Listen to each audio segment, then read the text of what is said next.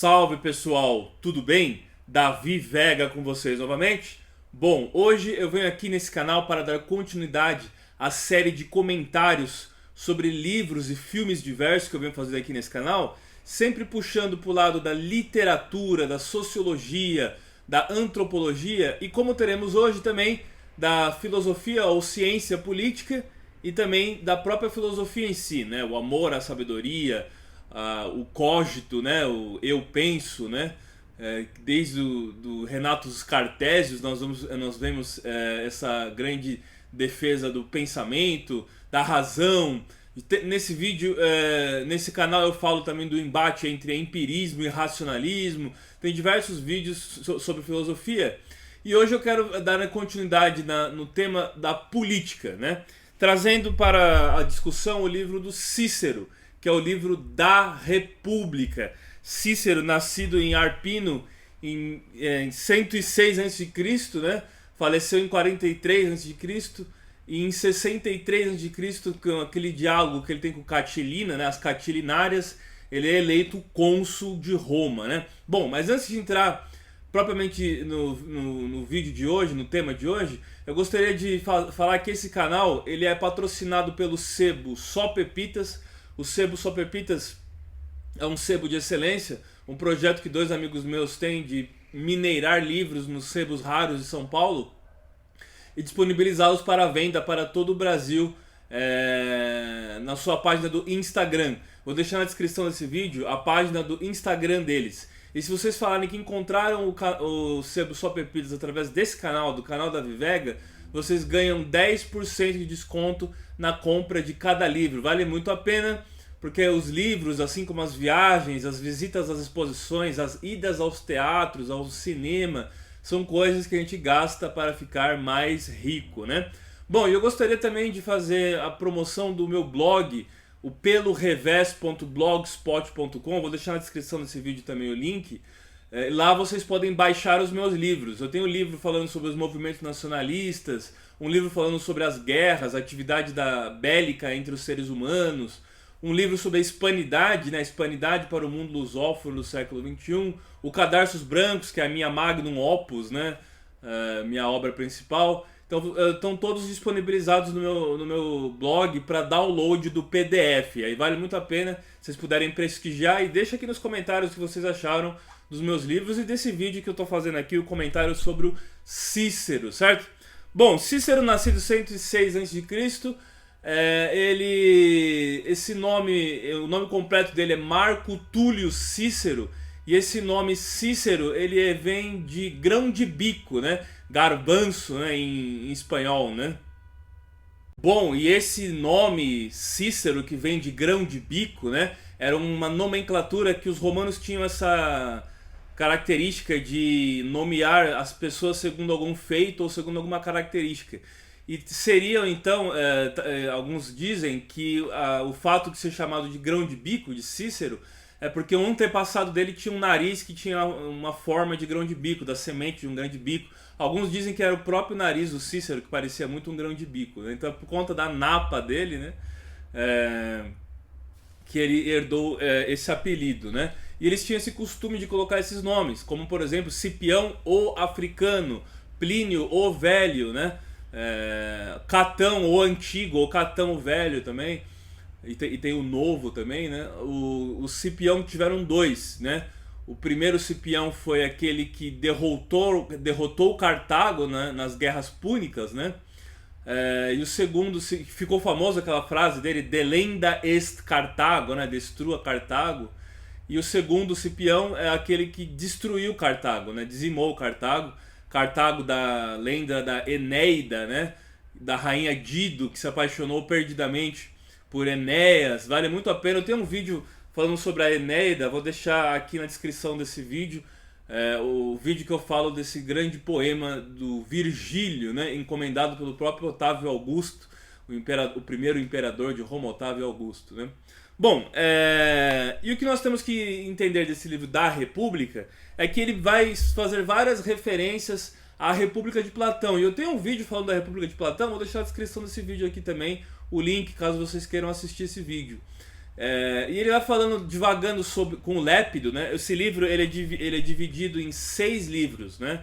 Que são diálogos. Então ele é um livro um pouco difícil de ser assimilado, porque são diálogos, muitos desses diálogos estão incompletos, porque devido à ação do tempo eles se perderam, né? Mas o que nos chegou até hoje são trechos de diálogos, são 6 livros. Os 3 primeiros ele trata da República, onde ele vai mencionar muito Platão, onde ele vai falar sobre o bem, a justiça, né? Que Platão não era relativista, acreditava que tinha uma busca da verdade, da justiça, e ela não estava em si mesma, talvez, né? Mas alguns têm esse debate se a verdade não está em si mesma, né? E tem o livro quarto, o quinto e o livro sexto é um livro que se chama O Sonho de Cipião, onde ele vai tratar da natureza humana. Ele vai falar sobre esse conceito de natureza humana, que eu tenho em vários vídeos. Eu tenho um vídeo aqui no canal também falando sobre a diferença do direito natural para o direito positivo, e aí bebe muito dessa ideia de direito natural e de natureza humana, né, que o próprio Cícero nos legou no livro 6 da República, né? Bom, então os 3 primeiros capítulos tem um diálogo com Lépido.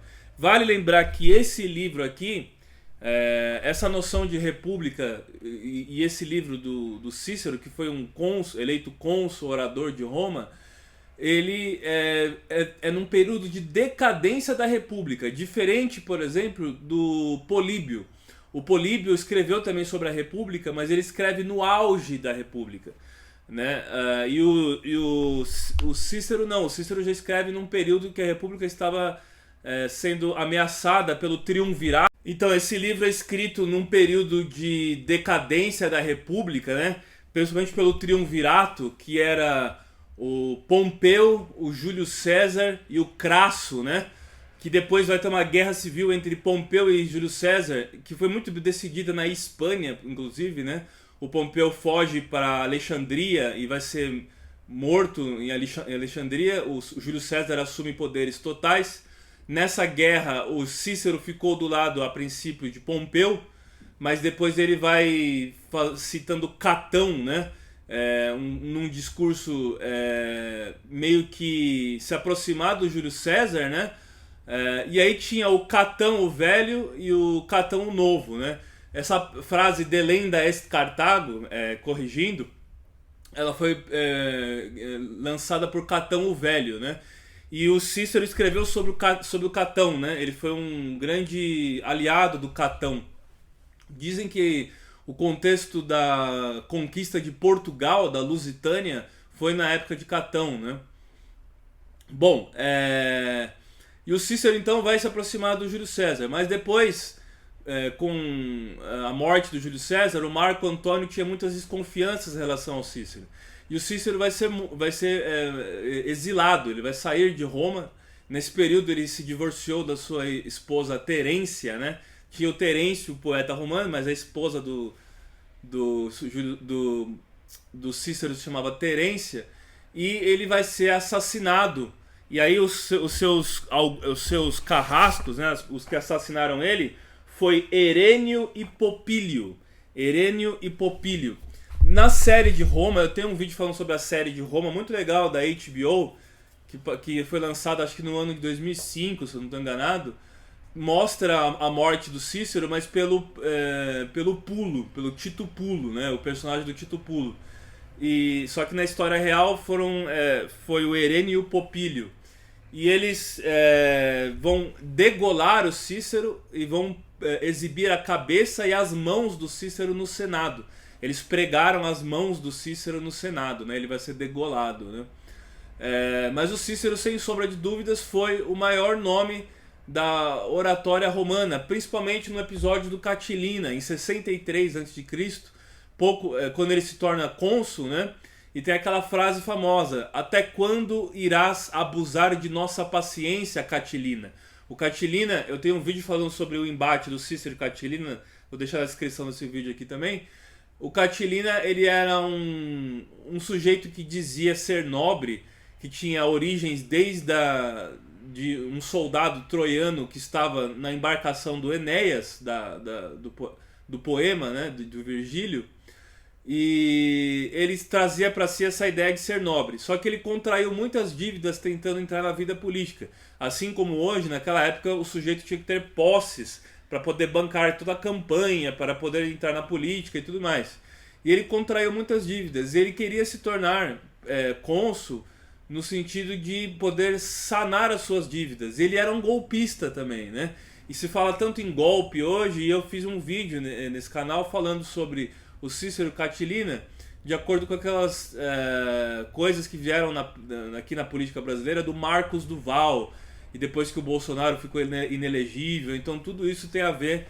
Eu faço uma analogia com o embate do Cícero e do Catilina sobre acerca desses temas de golpe e tudo mais, né?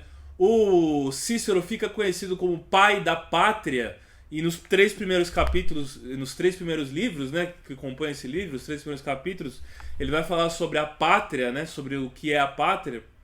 E o Cícero foi conhecido como pai da pátria pelo fato dele ter derrotado Catilina, que era uma ameaça às instituições e tudo mais.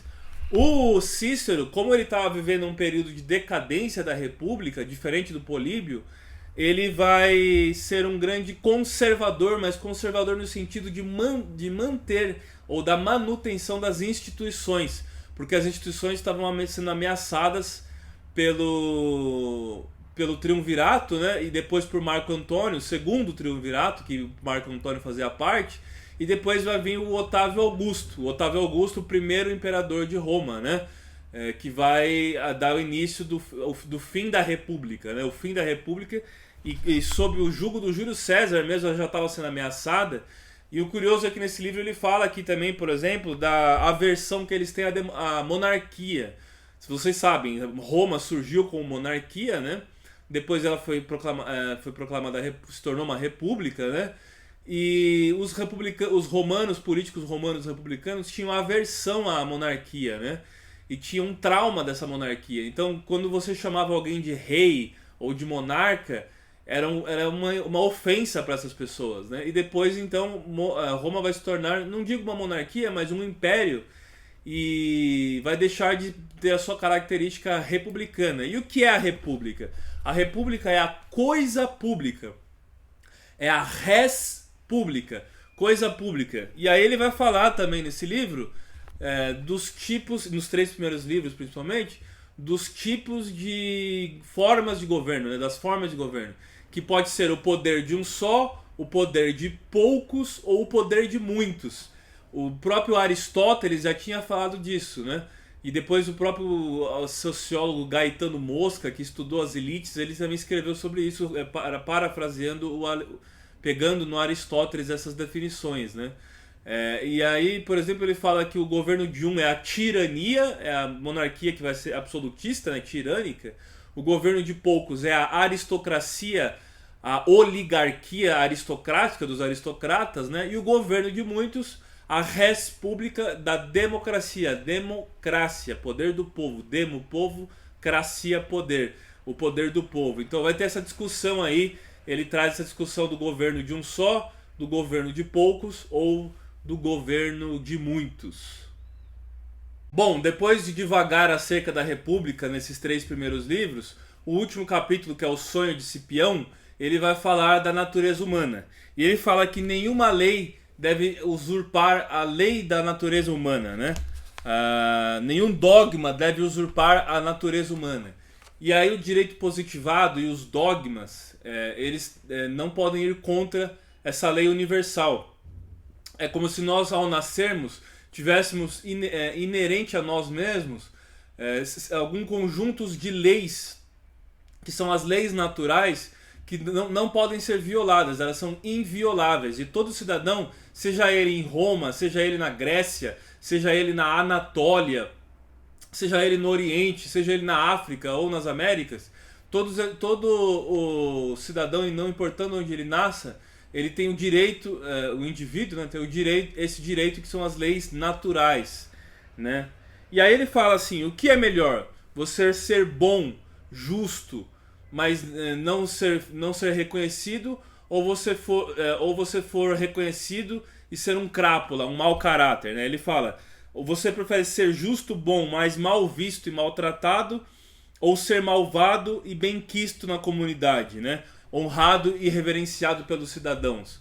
Então muitos que não têm valor, moralistas sem moral, né? E a gente vale dá para falar muito da nossa política brasileira atual, né? Dos moralistas sem moral, juízes e toda essa corja que rasga a Constituição e que não respeita o próprio ordenamento legal. Infelizmente nós vivemos períodos que nem o direito positivado está sendo respeitado, que dirá o direito natural de várias pessoas está sendo usurpado por poucos, né? Infelizmente por poucos. Não vou dar nomes, mas isso é um fenômeno não só brasileiro, mas mundial, né?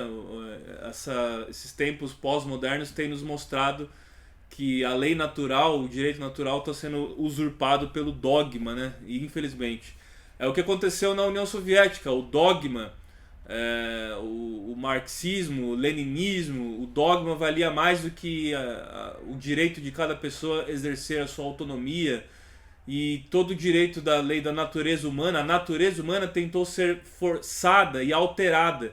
E toda vez que se tenta alterar a natureza humana, você gera a tirania, né? Você gera o horror, a tirania, né?